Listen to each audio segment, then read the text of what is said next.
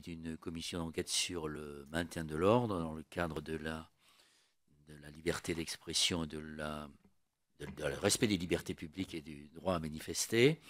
C'est une commission d'enquête qui a été acceptée par l'Assemblée nationale à l'issue des événements dramatiques qui s'étaient produits à Sivins. Et l'objectif de cette commission d'enquête n'est pas de revenir sur les faits qui se sont déroulés à ce moment-là, puisqu'il y a une information judiciaire, mais d'essayer de contribuer là où nous sommes, c'est-à-dire là où nous construisons l'état de droit, de contribuer à une amélioration du maintien de l'ordre, à son perfectionnement, et donc d'entendre celles et ceux, experts et responsables, qui ont été confrontés et qui le sont toujours à la question du maintien de l'ordre et de l'évolution du type de manifestation.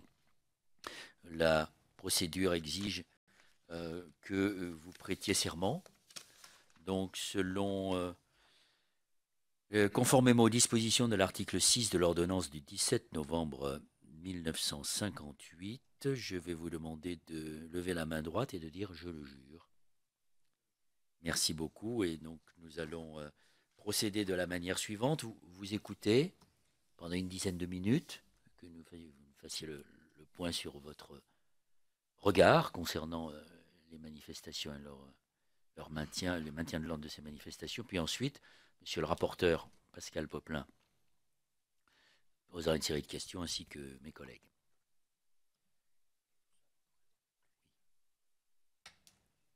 Nous nous donnons jusqu'à 11h30, ce qui nous fait une heure d'audition, ce qui devrait être suffisant pour que nous puissions bénéficier de vos réflexions et de vos suggestions. Monsieur le Président, merci. D'abord, je dois dire que je suis très honoré d'être devant vous, devant des membres de la représentation nationale. Je vais un peu rappeler mon parcours, si vous me le permettez. Donc, j'ai servi à plusieurs reprises dans la gendarmerie mobile. Toute ma carrière s'est faite dans la gendarmerie, puisque je suis sorti de Saint-Cyr en 1978. Parmi les temps forts, ce sont souvent les commandements qui en sont, et j'ai commandé un groupement de gendarmerie mobile, j'ai commandé un groupement de gendarmerie départementale, une région de gendarmerie, et j'ai notamment également commandé le Centre national d'entraînement des forces de gendarmerie de Saint-Assier, dont je reparlerai, je le pense. Très récemment, je viens de contribuer à la formation de la gendarmerie jordanienne, à qui on essaie également de diffuser cette culture du maintien de l'ordre auquel vous tenez tant. S'agissant du maintien de l'ordre, je pense qu'il est important de revenir sur une acception assez large.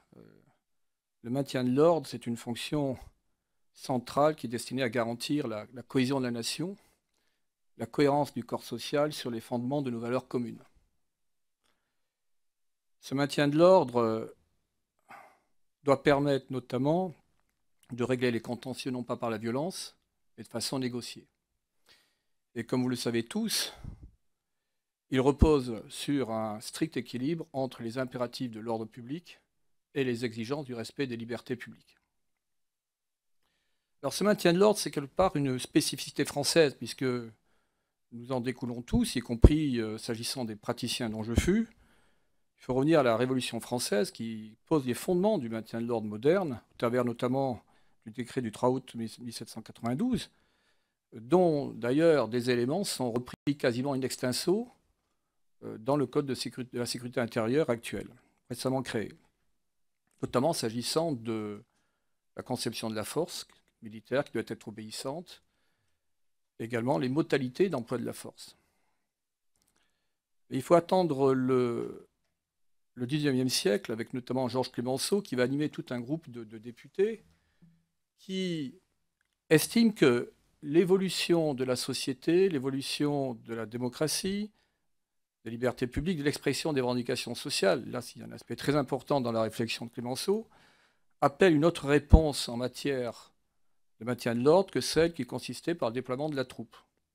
Ils estiment que cette évolution appelle une réponse de nature plus policière, strictement encadrée au plan juridique, reposant sur un emploi beaucoup plus contenu de la force, qui doit se traduire par la création d'une force permanente spécialisée en matière de maintien de l'ordre. Alors cette décision en fait sera prise après la guerre de 14-18, en 1921, avec une loi de juillet 1921, une circulaire du 15 novembre 1901 qui crée les pelotons de garde mobile. Et là, nous avons quelque chose qui est inédit, puisque la France est le premier pays qui se dote d'une force permanente spécialisée en matière de maintien de l'ordre, répondant aux nouvelles exigences que j'ai évoquées juste avant. Là, l'expérience démontrera que ce choix est extrêmement judicieux, notamment en 1934, lorsque les ligues vont vers l'Assemblée. Et puis, toute cette culture va se conforter au fur et à mesure. Elle se traduit aujourd'hui par un dispositif global qui est référencé dans le monde entier, et je reviendrai sur Saint-Astier, qui repose bien entendu sur ce concept de force spécialisée qu'a intégré la police nationale au travers des CRS en 1944-45, et qui s'appuie sur un corpus juridique relevant tant du code pénal, qui définit la notion d'attroupement, que du code de la sécurité intérieure, qui, par transposition à droit constant des dispositions initialement contenues dans le code pénal, maintenant réglemente l'emploi de la force publique au maintien de l'ordre. Alors la gendarmerie et le maintien de l'ordre, je pense qu'il est important et je reviens sur cette acception plus globale du maintien de l'ordre, qui pour moi ne doit pas se réduire à la simple gestion des attroupements, à la problématique des manifestations. On est sur une vocation beaucoup plus large. Donc si je resitue la gendarmerie, je m'appuierai sur le dernier rapport d'évaluation de la loi du 3 août 2009, donc rédigé par le député Fourage et le sénateur Pillet, qui rappelle toute la pertinence du modèle de gendarmerie et qui parle d'objectifs politiques à prendre en compte au travers de la volonté de la représentation nationale de conserver cette gendarmerie à caractère militaire, apte à monter en puissance très rapidement, à garantir en tout temps la liberté d'action du gouvernement, à disposer de toute la variété de moyens nécessaires à cela. Cette gendarmerie comprend plus particulièrement, bien que tous les gendarmes soient formés initialement pour le maintien de l'ordre, comprend donc la gendarmerie mobile, outils spécialisés, force militaire spécialisée pour le maintien de l'ordre, aujourd'hui d'environ 12 000 hommes, et qui comprend toute la variété de moyens nécessaires pour faire face, a priori, à toutes les situations qui peuvent se présenter, et notamment les plus dégradées. Alors, cette gendarmerie, je parlais de formation initiale, et j'en viens au Centre national d'entraînement des forces de gendarmerie, c'est là que se forme la gendarmerie mobile. Dans un cadre très transparent, certains députés ici présents ont pu d'ailleurs y séjourner. C'est d'ailleurs quelque chose qui est assez étonnant pour beaucoup de stagiaires étrangers ou de délégations étrangères de voir qu'il est totalement ouvert et nous recevons des délégations de tout milieu pour leur expliquer quel est le maintien de l'ordre français, comment nous sommes formés au maintien de l'ordre. Nous proposons même, et ça a été le cas de certains députés ici présents, de participer, de vivre, de ressentir ce qu'est le maintien de l'ordre, dans toutes ses exigences, y compris les plus pratiques. Donc, à Saint-Astier, qui s'est affirmé comme un centre d'excellence de l'Union européenne en matière d'ordre public, puisque nous accueillons des stagiaires de toute l'Europe, et qu'on peut dire que la plupart des forces européennes sont alignées maintenant sur notre modèle, y compris les Britanniques. Modèle qui repose sur, au regard des deux principes que sont l'absolue nécessité et la proportionnalité, sur une très stricte gradation dans l'emploi de la force, avec comme principe de maintenir à distance l'adversaire et d'être capable progressivement d'amener l'adversaire à revenir au calme. Alors l'entraînement, il y a trois choses qui structurent l'entraînement à Saint-Astier. Il y a d'abord le rappel du sens. Pourquoi est-on gendarme? Quel est l'enjeu? Et il renvoie à ce que je vous ai dit au départ. C'est servir sa patrie, servir son pays, protéger nos valeurs communes, notamment nos libertés. Deuxièmement, c'est le renforcement des capacités individuelles, puisque le maintien de l'ordre et les actions de sécurité en général, et de plus en plus, sont particulièrement exigeantes. Et puis, il y a le réalisme des entraînements qui permet de mettre les gendarmes dans des situations qui sont plus proches de la réalité. Pourquoi? Notamment pour promouvoir une certaine maturité psychologique dans la gestion du stress, puisque ces situations sont toujours éprouvantes, donc il faut mieux s'entraîner, essayer d'acquérir bien avant cette maîtrise de soi, ce sang-froid qui sont déterminants et qui permettent notamment de maîtriser de façon tout à fait aboutie l'emploi de la force. Ce dispositif actuel, je le disais, c'est un dispositif qui s'est imposé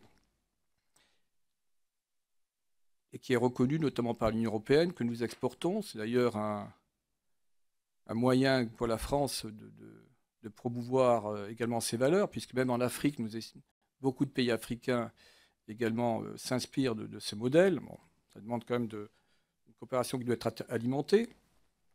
Maintenant, qu'en est-il aujourd'hui au regard de la situation française? Le dispositif actuel, la grande question que l'on pourrait peut-être se poser, même s'il s'avère pertinent, est-il vraiment adapté aux nouvelles exigences de sécurité? Et là, je me permettrai, puisque vous m'avez donné 10 minutes, je ne voudrais pas aller au-delà, peut-être d'évoquer la question des effectifs, la question des moyens, la lisibilité des procédures en cours. Au regard également, quand je parle des moyens et des effectifs, de la mutation dans le comportement des adversaires, puisqu'aujourd'hui, nous assistons à une nouvelle phénoménologie de la violence. Premièrement, les contestataires sont aptes à organiser, à mettre en œuvre des manœuvres globales et cohérentes, combinant un ensemble d'actions d'ordre physique, psychologique, juridique, technologique. Les violences sont protéiformes, l'éventail des violences s'est élargi. Au traditionnel poussée de foule, maintenant les gendarmes, les policiers sont confrontés à l'utilisation d'objets de plus en plus dangereux, de jets d'objets divers, qui constituent, au regard de l'article 132-75 du Code pénal, des armes. Les armes blanches sont de plus en plus fréquemment utilisées, ainsi que les armes à feu. Et enfin, dans certains modes d'action, nous ne sommes pas très loin de phénomènes de guérilla. Donc, un dispositif conçu pour garantir la cohésion de la nation, dans le plein respect de ses valeurs communes, au sein desquelles, bien entendu, nous resituons les libertés publiques fondamentales.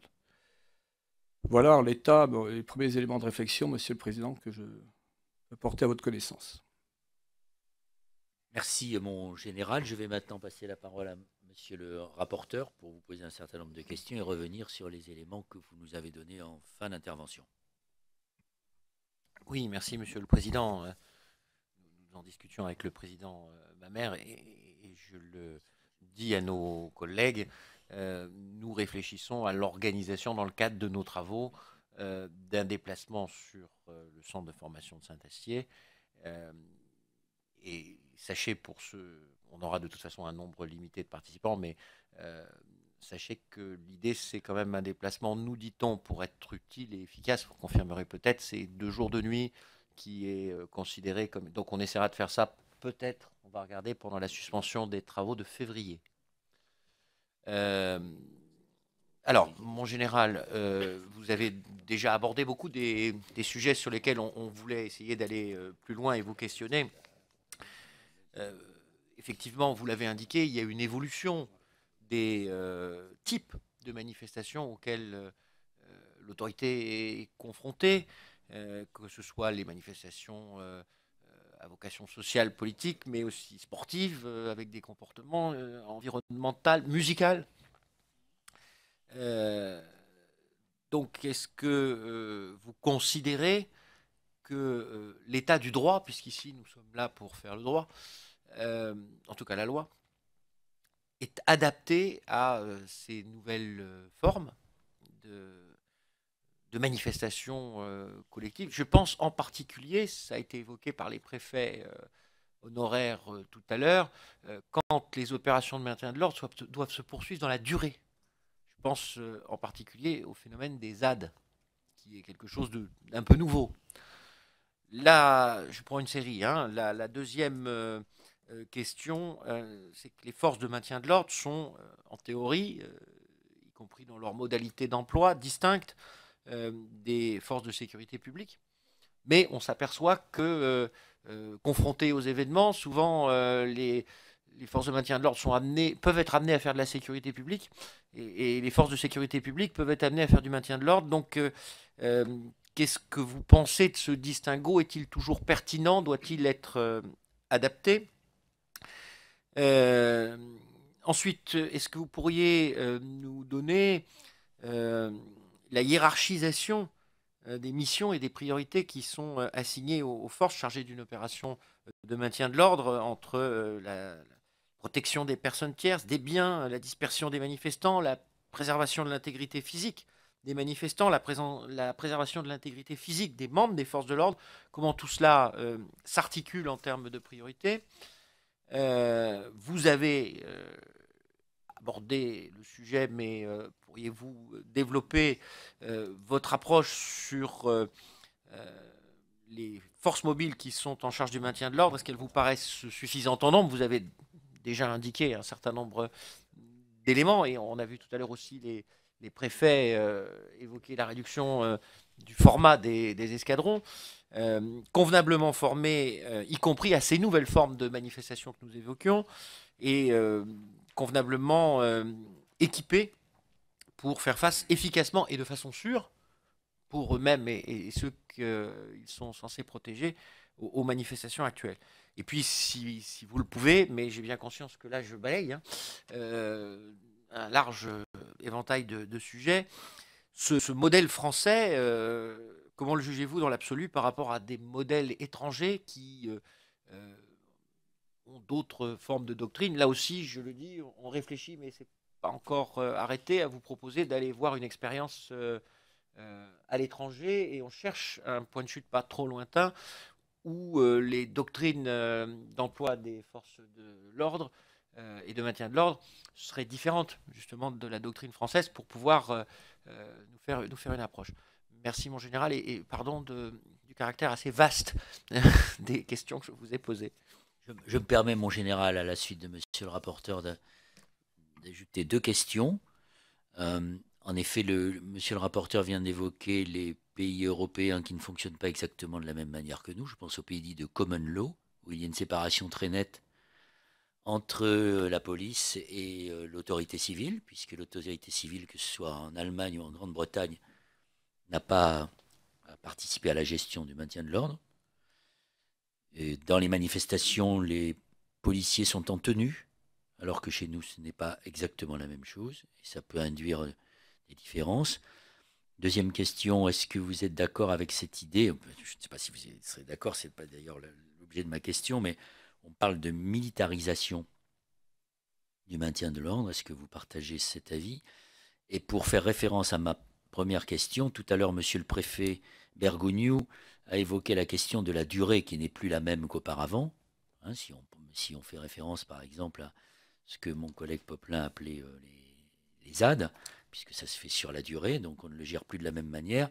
Et donc le préfet Bergogneau expliquait qu'il faudrait revoir la question de la présence de l'autorité civile dans la durée aux côtés du commandant de gendarmerie. Président, monsieur le rapporteur, je vais déjà répondre à la première question, mais qui intègre la question posée par monsieur le président portant sur le cadre juridique. Il y a un préalable à cela, je crois, c'est de se poser une question centrale. Est-ce que la violence est acceptable? Quel que soit le sujet, le contentieux, l'objectif. Parce que le corpus juridique, il est tout à fait complet. C'est-à-dire, quand vous vous penchez sur le code pénal, au travers du 431.3 qui définit la situation d'attroupement, mais pour ce qui concerne des individus armés, des violences, 431.4, 431.5, ces articles portent sur la participation d'individus armés à des attroupements. Il y a également, le code pénal prévoit également des infractions relatives à la participation d'individus armés à des manifestations publiques. Donc le corpus juridique, en tout cas la représentation nationale, a déjà élaboré tout un corpus qui me semble suffisant. mais qui renvoie à cette question préalable et qui est d'ordre idéologique. Est-ce que l'on peut admettre que des groupes, de quelque nature qu'ils soient, utilisent la violence aux fins de promouvoir leurs idées? S'agissant maintenant des procédures pour le maintien de l'ordre, et là, je partage certains commentaires qui ont déjà été faits, il me semble que le dispositif actuel mérite d'être amélioré. La première recommandation que je me permets de vous faire très respectueusement, c'est que lorsqu'une force mobile est mise à disposition du représentant de l'État, c'est-à-dire le préfet, celui-ci devrait, de façon très formelle, préciser la mission initiale confiée à cette force, ce qui n'est pas le cas aujourd'hui. Ce qui était le cas pour la gendarmerie avant, au travers des réquisitions générales et des réquisitions particulières. Deuxièmement, s'agissant de la présence du représentant de l'État,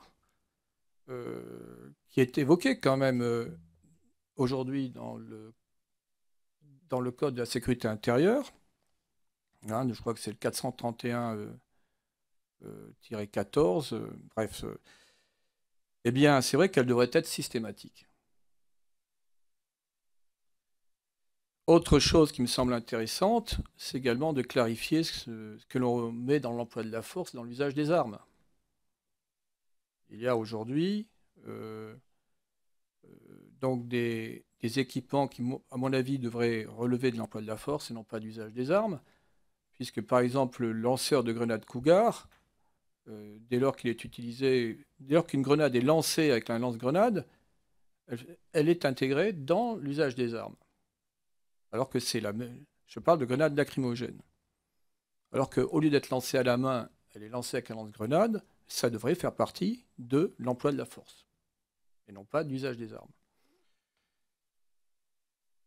L'ordre express, bien entendu, la matérialisation, je pense aujourd'hui, la traçabilité et la matérialisation devrait être davantage garantie. C'est-à-dire que sans revenir aux réquisitions, qui ont été abandonnées pour différentes raisons, bien que certains, à l'époque, membres de la représentation nationale, aient regretté ce dispositif, qui avait quand même le mérite d'être très clair, on pourrait quelque part s'en inspirer de façon à mieux identifier quel est le fonctionnement de la chaîne décisionnelle.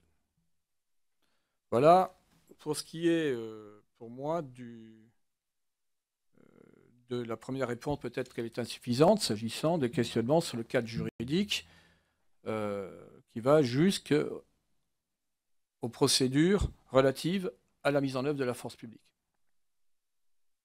Bien. La hiérarchisation des missions.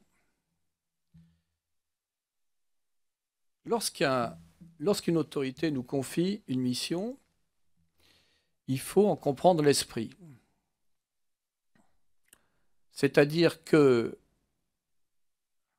est inenvisageable, par exemple, que dans le cas de manifestations, des manifestants investissent l'Assemblée nationale, investissent le palais de l'Élysée, investissent des installations d'importance vitale.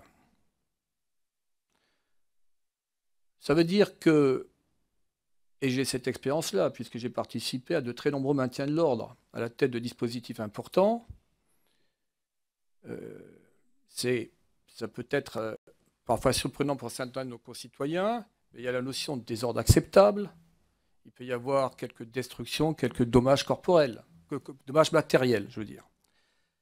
Maintenant, tout cela doit être quand même apprécié en fonction de la situation. Il m'est arrivé à Montpellier, lorsque j'ai assisté à des pillages, d'intervenir d'autorité.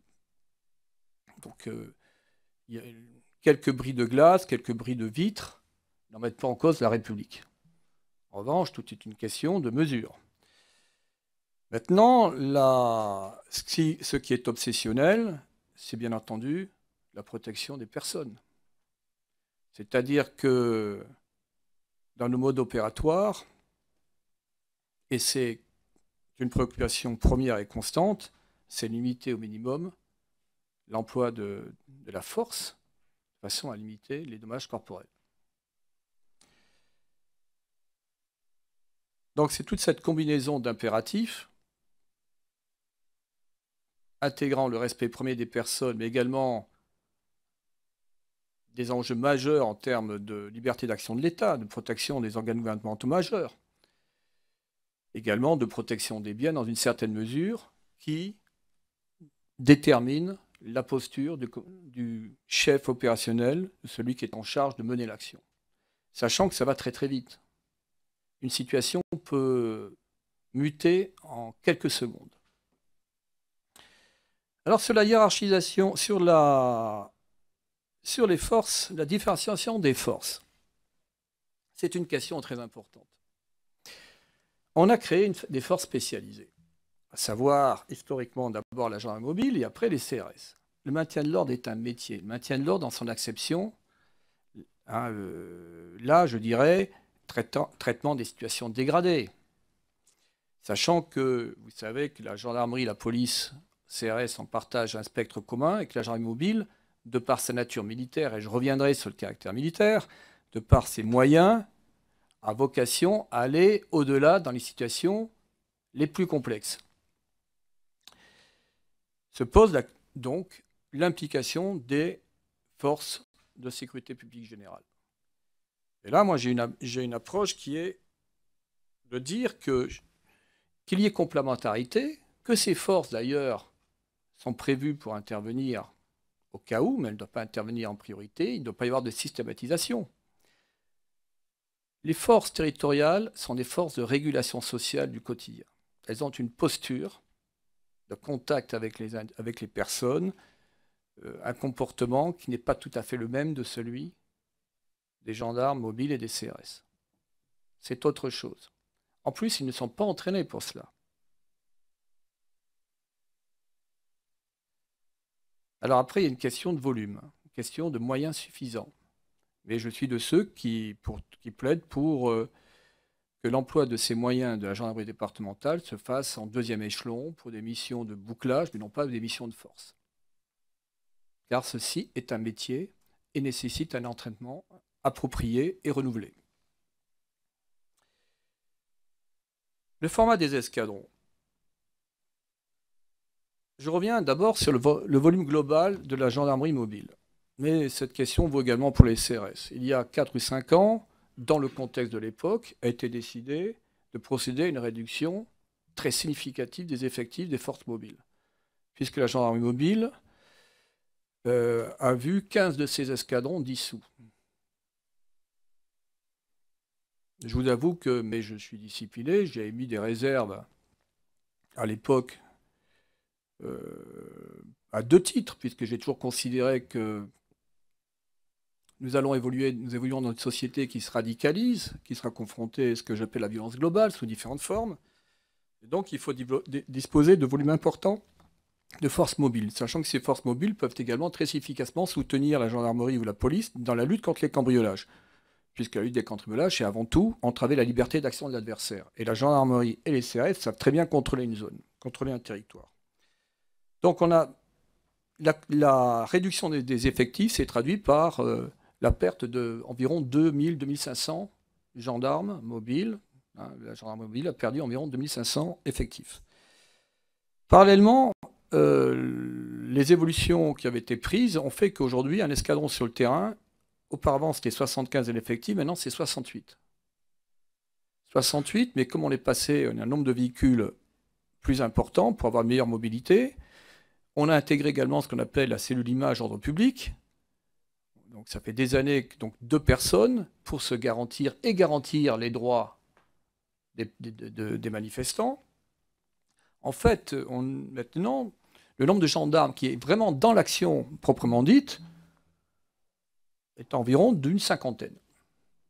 Or, le maintien de l'ordre a évolué, comme je vous disais, les situations sont de plus en plus complexes. Je ne parle pas du maintien de l'ordre rural, qui est l'un des plus exigeants, puisque nous sommes dans un terrain qui est ouvert, qui n'est pas compartimenté, avec un adversaire extrêmement mobile.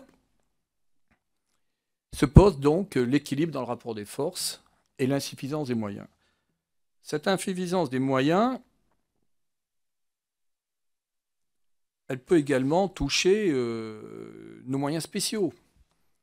Nul n'ignore que du fait des choix budgétaires, mais qui sont ce qu'ils sont, la gendarmerie ne dispose pas de toutes les capacités dont elle disposait auparavant, en termes notamment de moyens blindés, de maintien de l'ordre, qui sont des véhicules bleus à roues,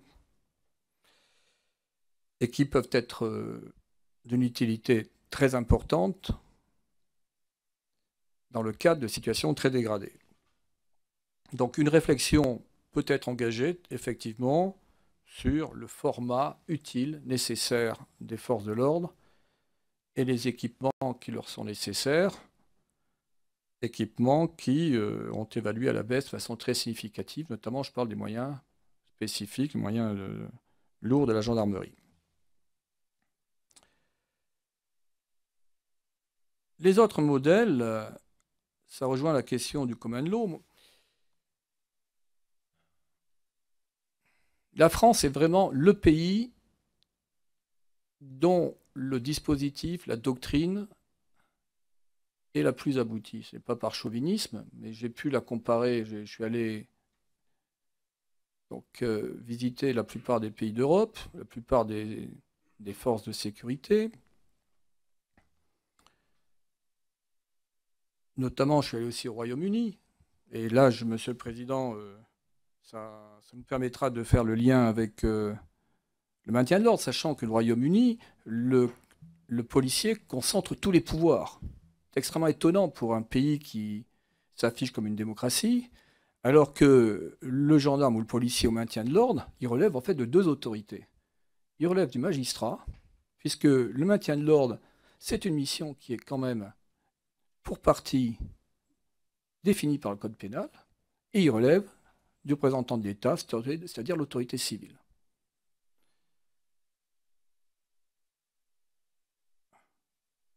Donc ce contrôle surprend d'ailleurs nos stagiaires, les délégations que nous recevons, le très grand formalisme,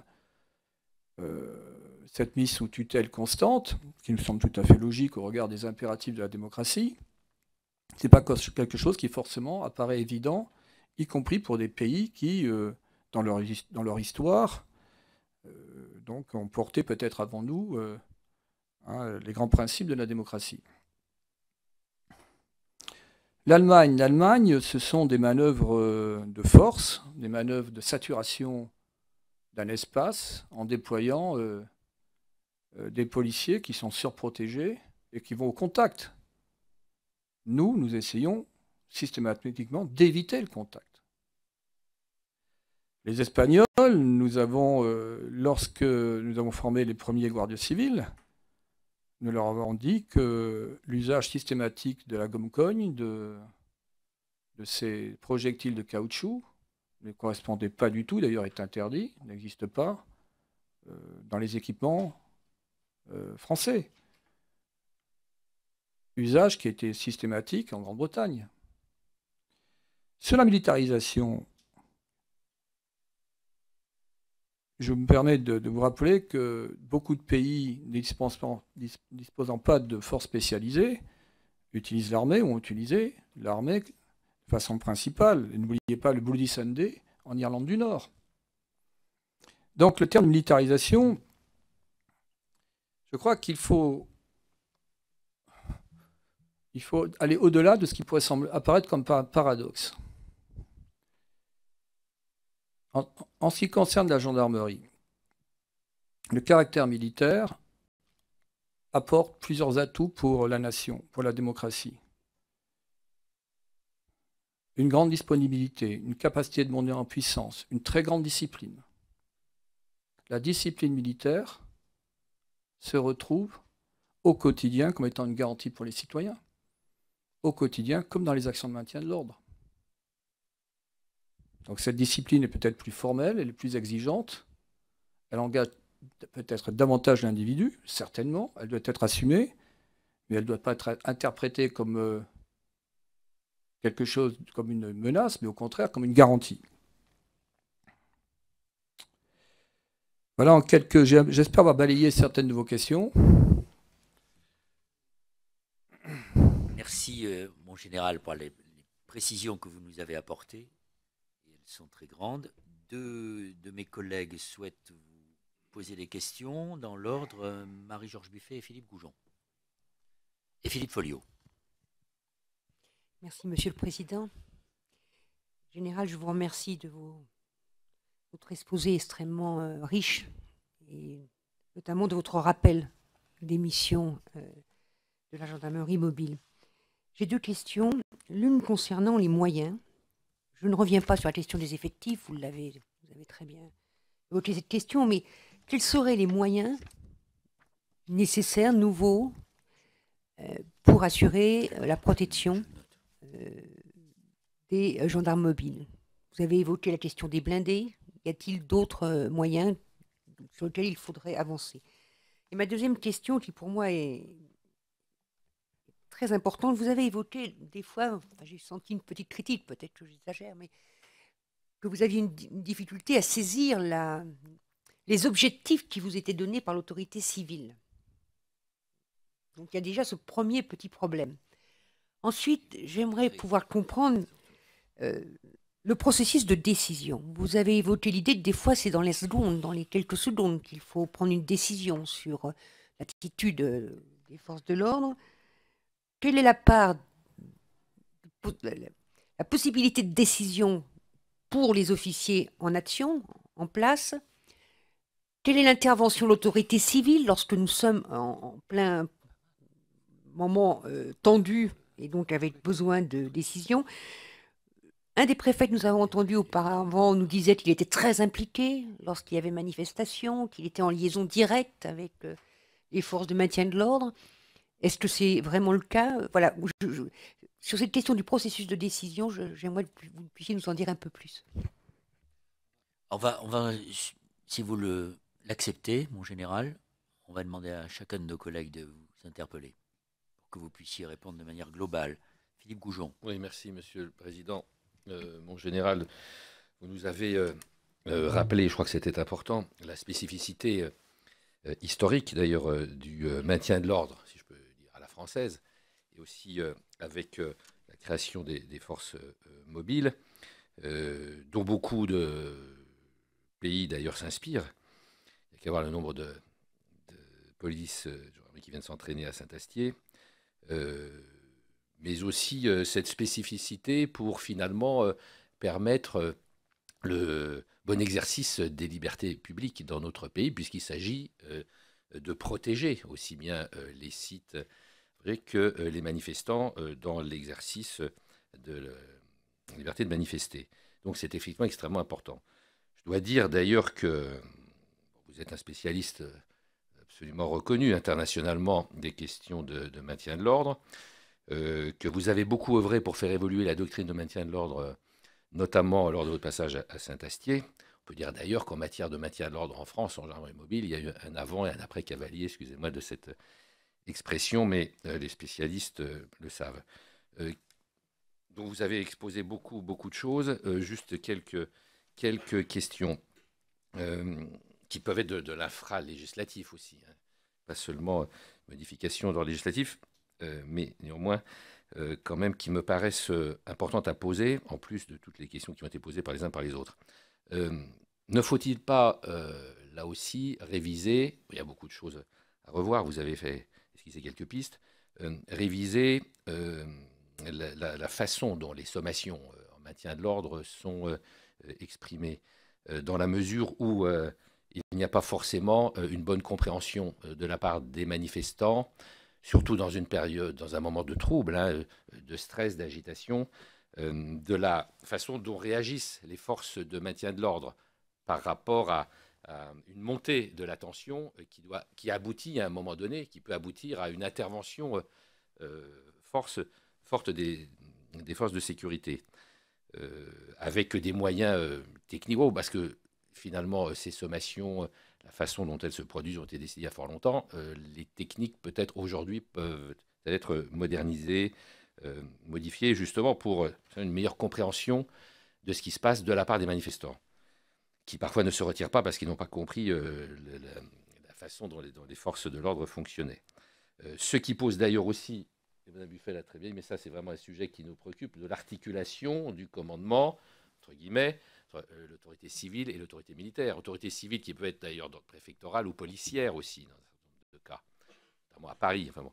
Donc là aussi, est-ce que vous pouvez préciser davantage ce qui vous semblerait opportun dans les modifications à accomplir sur la présence et le rôle de l'autorité civile pendant le déroulement de l'opération de maintien de l'ordre?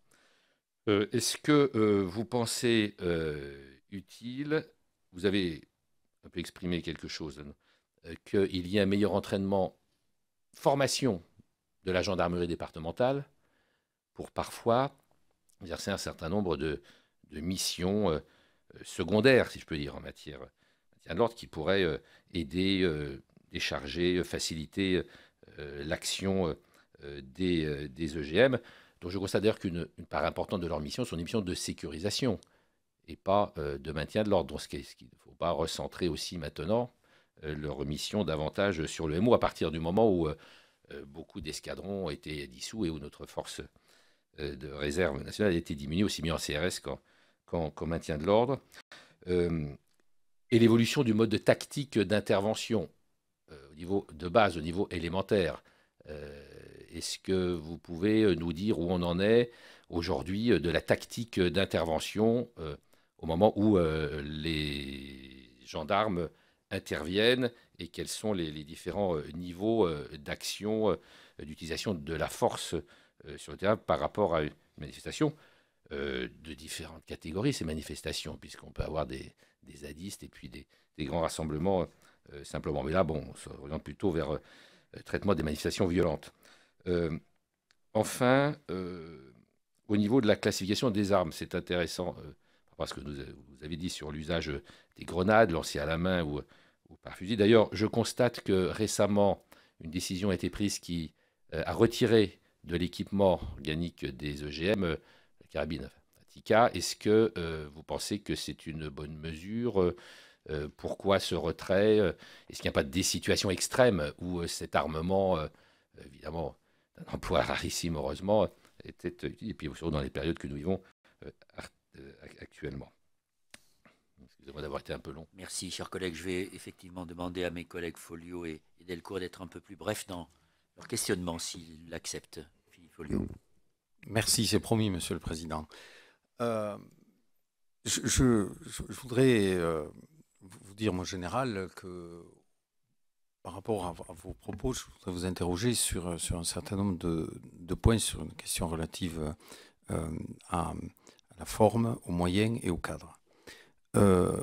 Sur les éléments relatifs aux moyens, vous avez mis en avant toutes les difficultés qu'avait la gendarmerie par rapport au VBRG, dont je me rappelle qu'il y a déjà une quinzaine d'années, on pensait les remplacer par des VAB-MO, et que ceux-ci ont une moyenne, doivent avoir maintenant une moyenne de 50 ans d'âge à peu près, et avec toutes les difficultés que cela peut poser par rapport aux évolutions, j'allais dire, des comportements des manifestants.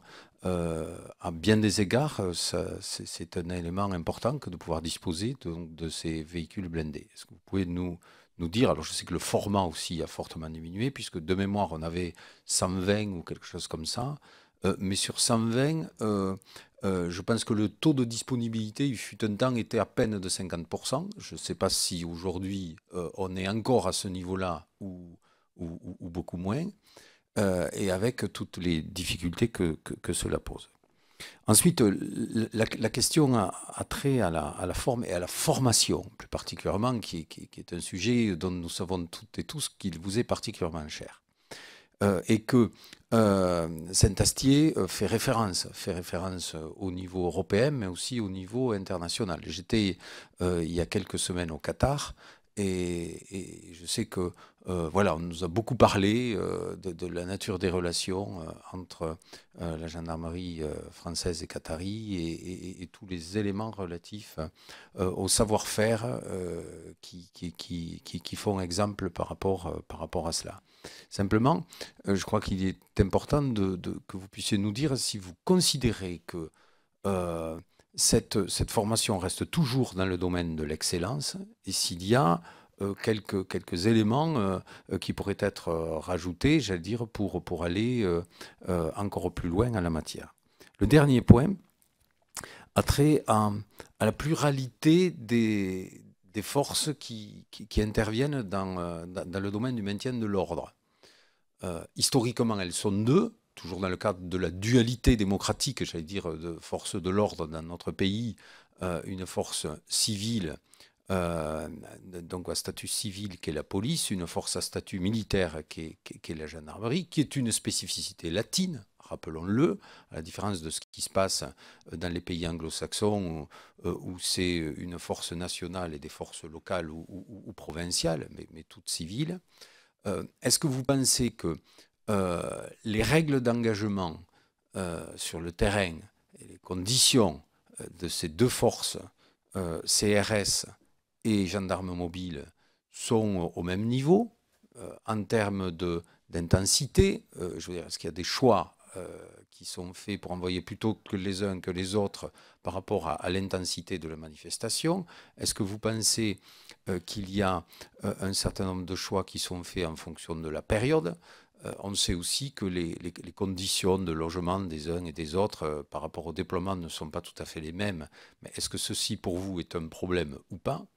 Et le dernier point, j'en termine, Monsieur le Président, on a vu au travers des annonces du gouvernement et du président de la République de lancer une véritable, ce qu'on appelle une OPINT, une opération intérieure, avec ces 10 000 hommes mobilisés suite aux événements tragiques de la semaine dernière. Est-ce que, par rapport à cela, une forme de plan Vigipirate quelque peu renforcé, alors on est bien d'accord, c'est de la prévention et non pas encore du maintien de l'ordre, mais n'y a-t-il pas un risque, un jour, de vouloir demander, j'allais dire, dans le cadre d'un processus d'escalade à nos forces armées, d'intervenir à ce niveau-là pour des opérations qui pourraient s'apparenter à du maintien de l'ordre, ce qui remettrait en cause un certain nombre d'éléments sur un plan doctrinal qui font, j'allais dire, les fondements de notre République par rapport au caractère spécifique de nos forces armées. Merci. Guy Delcourt, enfin. Très rapidement, Monsieur le Président, merci.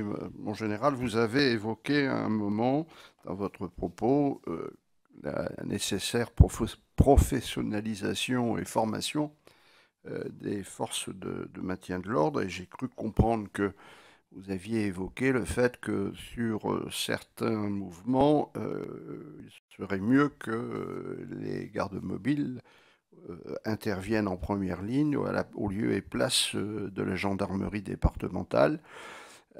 Tout au moins, c'est mon interprétation et je suis assez près de penser comme vous, bien que n'ayant pas votre compétence. À un moment où le gouvernement est obligatoirement amené à réfléchir, compte tenu des récents événements, à une nouvelle forme, en effet, des différentes phases ou de maintien de l'ordre ou de lutte terroriste, est-ce que vous allez jusqu'à dire qu'il faudrait totalement réformer les procédures d'intervention lors de manifestations de caractère risqué identifié, tant en zone rurale, puisqu'on a parlé de gendarmerie départementale, mais est-ce que vous pensez qu'il en serait de même pour les grands rassemblements et les grandes manifestations de caractère urbain, ce qui serait une réforme profonde d'une intervention de la gendarmerie mobile en première ligne sur des zones de police? Merci beaucoup. Merci beaucoup. Alors, mon général, on va vous demander un exercice qui n'est pas facile. C'est d'essayer de récapituler tout cela en un quart d'heure, si vous en êtes d'accord. Madame la députée, bien. Question délicate que vous avez posée là, s'agissant du positionnement de l'autorité civile, du représentant de l'État. D'expérience, dès lors qu'il y a un déploiement de force de l'ordre et qu'on commande le dispositif, on rencontre un représentant de l'État. Si le préfet n'est pas disponible, ce sera le directeur de cabinet. Notre attente première, c'est d'avoir une formulation claire de ce qu'il veut. Quel est l'effet à obtenir? quelle est la limite droite, la limite gauche. C'est pour ça que j'insiste sur cette proposition d'avoir une rédaction de la mission initiale confiée aux forces de l'ordre.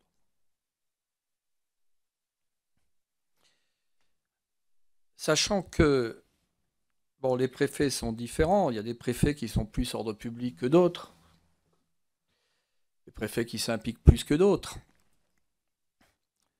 Ce que recherche également le commandant du dispositif de la gendarmerie, c'est que le préfet approuve sa conception de manœuvre. Nous sommes des militaires, nous préparons nos missions et nous rédigeons une conception de manœuvre. Dans cette conception de manœuvre, il y a le en vue, je veux à cet effet. Le en vue, 2, c'est ce que nous estimons comme étant le but poursuivi par l'autorité. Et donc, ce formalisme devrait être systématique. Le préfet approuve cette conception de manœuvre. Il peut demander qu'elle soit modifiée en fonction de ses impératifs, en fonction de ses analyses. Mais il faut quand même partir de quelque chose d'objectif et de traçable, de matérialisé et de traçable. Vous avez évoqué tout à l'heure que nous sommes, je suis député, un pays latin, nous sommes un pays du droit écrit. Donc restons dans cette tradition. D'ailleurs, ça permet d'ailleurs aux juges, aux magistrats, à toute la chaîne, y compris judiciaire, d'avoir des éléments objectifs et matérialisés sur qui a fait quoi. Maintenant, il ne faut pas non plus aller forcément au-delà, en ce sens que dès lors que la mission a été confiée, qu'elle est quand même placée sous le contrôle des autorités, s'agissant du dosage de l'emploi de la force, soit s'agissant de l'usage des armes, le commandant de dispositif doit disposer d'une liberté de manœuvre, d'une marge de manœuvre, de façon à pouvoir commander, à pouvoir produire l'effet attendu. C'est un métier. Mais à tout moment, le préfet, il y a des comptes rendus de situation. Le préfet est informé. Et le préfet peut décider de faire cesser l'action de la gendarmerie ou de la police, peut décider de changer les faits à obtenir, que des efforts nouveaux soient produits. Ça, c'est dans le cadre de la manœuvre. Sachant que nous avons, je sais que le renseignement, j'ai eu quelques éléments qui m'ont été apportés juste avant que je n'entre dans cette salle, il est évident que le renseignement est essentiel. C'est-à-dire ce qui va permettre véritablement de rédiger cette conception de manœuvre, de dimensionner le dispositif, d'articuler ce dispositif, ce sont les éléments sur la nature de l'adversaire et sa possible évolution en cours de manifestation. Sachant que quand vous parlez de manifestation, le terme, je dirais que la plupart des manifestations se déroulent très bien. La France est un pays où on manifeste beaucoup, où on met souvent des dispositifs parfois surdimensionnés, mais mieux vaut être dans la surdimension que dans le sous-dimensionnement. C'est un pays où l'on peut revendiquer, où on peut manifester, où il y a les manifestations qui peuvent être d'ordre social ou autre, mais dans la plupart des cas, ça se passe très très bien, avec d'ailleurs une concertation préalable avec les représentants, les organisateurs de ces manifestations, à qui on explique ce qu'on va faire, avec lesquels on décide d'une posture, y compris comment on va intégrer la presse, ce qu'ils veulent être montrés, etc., les laisser faire, dans la limite de l'acceptable.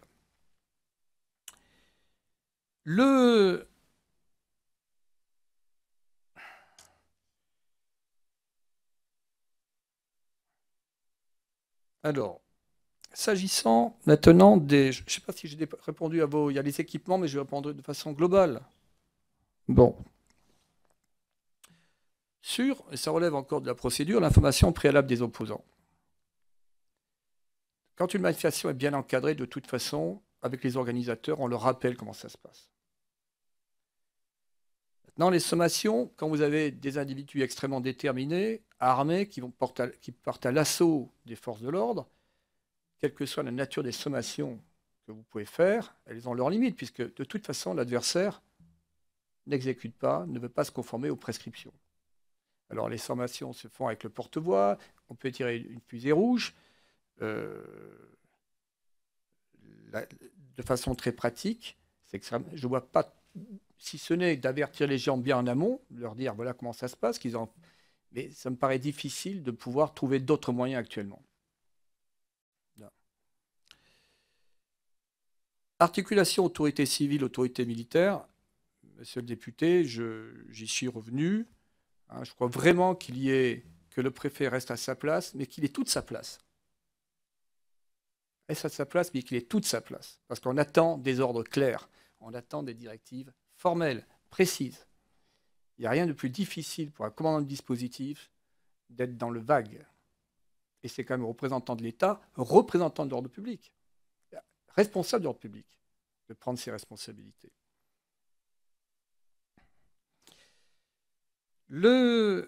L'information, et ça portera également sur la gendarmerie départementale, l'agent départemental doit se former peut-être davantage. Aujourd'hui, les policiers et les gendarmes sont dans une posture difficile, y compris dans le quotidien, puisque l'adversaire est diffus. On a vu les événements récents, nous sommes rentrés dans une nouvelle ère que j'appelais, lorsque je faisais cet exposé à Saint-Astier, je parlais de violence globale. C'est pour ça d'ailleurs que déjà, dès l'intitulé, dès en introduction, je dis que le problème aujourd'hui dans notre société, il est éminemment idéologique. La violence est-elle acceptable, quelles que soient ses motivations? Le véritable combat, c'est de le mener en amont. Nous sommes dans une culture violence, sous l'effet de l'américanisation cinématographique, les jeux vidéo, certaines dérives radicales, etc. C'est tout une délinquance qui devient de plus en plus également de plus en plus violente. J'ai une fille qui est gendarme, qui m'en parle au quotidien, une fille qui est gendarme en brigade territoriale. Les gendarmes départementaux, on doit les former comme les policiers de la sécurité publique pour exercer au mieux leur action du quotidien, qui consiste d'une part à pouvoir faire face à des menaces imprévues, tout en ayant une posture, je dirais, de bonhomie, de socialisation. Et c'est un compromis qui est très difficile. C'est leur métier. Et nous avons en gendarmerie un produit qui s'appelle l'intervention professionnelle, qui répond à 3 critères. D'abord, l'égalité, le respect des droits premiers de la personne, également sécurité, se protéger les autres, protéger également la personne qu'on doit contrôler, et puis également, il y a efficacité, prendre quand il le faut l'ascendant sur l'adversaire. Mais je vous cite juste un point particulier, dans ce qui participe d'une exigence comportementale, le vouvoiement. Nous sommes des inconditionnels du vouvoiement. Et le vouvoiement, dans beaucoup de cas, renvoie chez la personne contrôlée à une certaine idée du respect qu'elle a pour elle. Vous voyez, c'est tout ce travail-là. Maintenant, cette gendarmerie départementale, il ne faut pas l'engager, sauf dans des missions de 2e échelon, de bouclage, de surveillance de points particuliers, dans des missions de force, dans des missions de 1er échelon, qui demandent un entraînement spécifique, qui demandent une cohésion. Les escadrons, quand ils partent à Saint-Astier, pour les membres donc de cette commission qui auront, j'espère, le plaisir de visiter ce centre, mettez-vous dans l'exercice. Vous verrez que cette cohésion, elle est fondamentale, avec le rôle des officiers de l'encadrement. Donc cette culture-là, elle ne peut pas s'improviser. Elle se travaille. Elle renvoie complètement sur l'objectif de... Oui, monsieur le député. Alors les PSIG, pour moi, les PSIG sont pas des unités de maintien de l'ordre. Elles peuvent être utilisées, elles font des interventions domiciliaires dans le cas de la police judiciaire. Mais ce maintien de l'ordre, qui repose sur un emploi très contenu de la force, sur une psychologie particulière. Alors, attention, si vous êtes dans une situation d'exception, cette gendarmerie départementale, il est prévu, on reviendra sur l'armée, il est prévu qu'elle soit quand même engagée. Mais dès lors que l'on peut utiliser les moyens que sont les moyens spécialisés, autant le faire, puisqu'ils sont faits pour ça. Bien.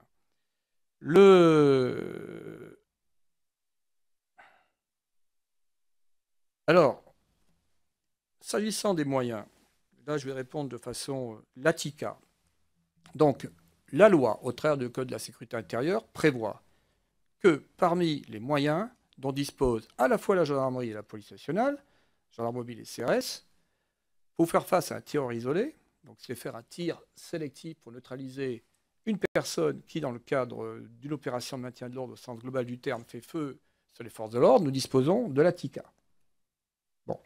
Donc j'ai appris que la gendarmerie avait mené une réflexion. Je pense que ça se situe dans une démarche peut-être voulant améliorer le dispositif actuel. Pour ce qui est des moyens, mais il est évident, et nous enseignons, et nous prenons en compte cette hypothèse, vous le verrez, que la possibilité d'être confronté à un tir isolé, d'un bâtiment, d'une fenêtre, c'est une possibilité, c'est déjà avéré, ce sont des faits, et ça se renouvellera, malheureusement. Alors les moyens, la question des VBRG est devenue une question centrale. Ça fait 20 ans que la gendarmerie estime qu'elle a besoin d'un renouvellement de son parc blindé, qui est un parc de maintien de l'ordre, qui n'est pas un parc de combat. Et d'ailleurs, quand je recevais la Bundespolizei à Saint-Astier en 2003, ils étaient tous en vert. J'ai dit, il faut vous mettre en bleu. Je disais à la Dutch Maréchaussée, vous avez des M16, des engins chenillés. Non, dans la psychologie collective, il faut des véhicules à roues. Il y a quand même des symboles qui touchent au type de matériel. Bon. Donc, aujourd'hui, il y a une préoccupation. Je crois d'ailleurs que le directeur général avait exprimé cela, le général Favier. Il y a des choix budgétaires qui ont été faits. Il y a aussi les besoins du quotidien, de la gendarmerie départementale. Et peut-être que des priorités ont été faites pour au moins assumer l'action de sécurité du quotidien. Mais je pense que le débat doit être ouvert sur l'urgence de répondre à des besoins en moyens spécifiques dont doit disposer la gendarmerie mobile pour faire face à toutes les situations. Et ce qui renvoie à la question sur la complémentarité avec l'armée. L'armée fait partie des forces de troisième catégorie. Elle est toujours régie par le principe des réquisitions. Mais l'armée de terre a une culture de combat. Dans les années 2000, j'étais au sein de la direction générale, il y a eu quand même des discussions assez serrées entre l'état-major des armées et la direction de la gendarmerie nationale, estimant que dans les opérations extérieures, ce n'était pas l'armée de terre de faire du maintien de l'ordre. Depuis, c'est totalement admis. Aujourd'hui, en République centrafricaine, ce sont les gendarmes qui sont en premier échelon sur les opérations de maintien de l'ordre. Ce sont deux cultures différentes. C'est-à-dire qu'une culture de maintien de l'ordre, même une culture aussi poussée que celle des gendarmes, c'est une culture où on va retarder l'usage des armes vraiment au plus loin. On ne neutralise pas l'adversaire, on ne le détruit pas. Et on est là pour le disperser, dissiper un attroupement. Donc, et d'ailleurs, ça peut poser des problèmes, c'est-à-dire que parfois la réactivité du gendarme mobile face à une situation de feu peut être problématique parce qu'il est tellement pétri, imprégné de cette culture d'emploi très contenu de la force qu'il ne réagira pas aussi rapidement que le fera un parachutiste pour lequel c'est son métier premier. D'ailleurs, j'avais dit à l'époque à certains camarades de l'armée de terre, c'était un non-sens de faire du maintien de l'ordre à des parachutistes du 2e REP. Un non-sens. Alors, la gendarmerie peut aller vers des missions difficiles, et c'est là que je vois que la complémentarité avec les CRS, l'information militaire, nous avons une formation de combat initiale. Notre formation, le gendarme, c'est un citoyen, au-dessus c'est un soldat, et après on met du bleu. Il y a cette sédimentation. On travaille sur les valeurs citoyennes, c'est-à-dire dans les écoles de gendarmerie, vous seriez étonné du travail que l'on fait sur ce plan-là, en termes de tolérance, en termes de conception de la société. Le citoyen, dessus le soldat, avec tout ce qu'il peut apporter en termes de sens des valeurs, de positionnement de l'individu par rapport au collectif, puisque le statut militaire exige beaucoup plus que le statut civil, en termes également d'apprentissage, technique, tactique. Le maintien de l'ordre, c'est de la manœuvre. On a évoqué l'évolution de la doctrine en place. Plus vous manœuvrez au maintien de l'ordre, moins vous êtes statique, plus vous limitez la confrontation. C'est vraiment les procédés tactiques militaires sont transposables à la manœuvre du maintien de l'ordre, mais sans, bien entendu, le volet en termes d'usage de la force. Général, Oui. vous acceptez 5 minutes encore? Oui. Ça va? Bon, je vais terminer. Donc l'armée, elle est faite pour un métier qui est le sien. Je me satisfais d'ailleurs pleinement. J'étais de ceux, j'avais rencontré un sénateur récemment et d'autres députés. Pour moi, l'armée devait conserver ses effectifs, son format. Nous rentrons dans. Je reviens. Depuis 3 ans, j'ai traversé la plupart des pays du Sahel. Je reviens de Jordanie. Nous sommes dans un environnement très instable. Cet environnement sera durablement instable. Donc notre armée sera de plus en plus engagée. Sa vocation première n'est pas d'être engagée sur le territoire national. Sachant que certaines menaces qui trouvent aujourd'hui toute leur force sur le territoire national, elles sont quand même initiées de l'extérieur. Donc, c'est cette complémentarité dans une conception globale de la défense de sécurité qui appelle à une imbrication, une complémentarité entre les différents moyens. Mais les armées, dans une situation d'exception, ces situations-là qui ont été définies depuis la Révolution française, prévoient l'emploi de la force armée en tant que de besoin. Mais moi, je ne vois pas. C'est ce qu'on appelle l'ultima ratio. C'est la dernière extrémité. Je pense avoir à peu près tout balayé. L'entraînement, peut-être. L'entraînement, bien entendu, il faut faire l'accent sur l'entraînement. Aujourd'hui, malheureusement, c'est un budget qui. Je vous donne quelques éléments. Quand j'étais en charge de l'entraînement, de la formation en gendarmerie, il y avait environ 7 millions, 8 millions d'euros. Aujourd'hui, ce budget a été réduit à 4 millions d'euros. Or, l'entraînement, c'est celui qui conditionne l'efficacité. Quand je parlais de la maîtrise, l'aspect psychologique des choses, plus vous entraînez, plus vous allez démontrer cette maîtrise dans le cadre de l'action. Or, aujourd'hui, des choix sont faits. Et malheureusement, je pense que l'entraînement en pâtit.